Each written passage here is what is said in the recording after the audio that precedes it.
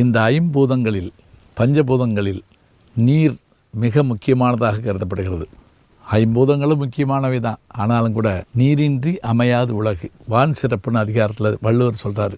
நீர் மனித குலத்துக்கு மட்டும் இல்லைங்க, பூமியில் தோன்றிய அத்தனை உயிரினங்களுக்கும் உரிமையானவை. அப்படிப்பட்ட இந்த நீரை நாம் பாதுகாக்க வேண்டும்.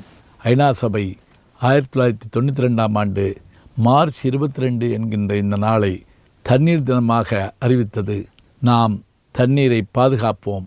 நிலத்தடி நீரை அடுத்த தலைமுறைக்கு கொடுத்து விட்டு செல்வோம்.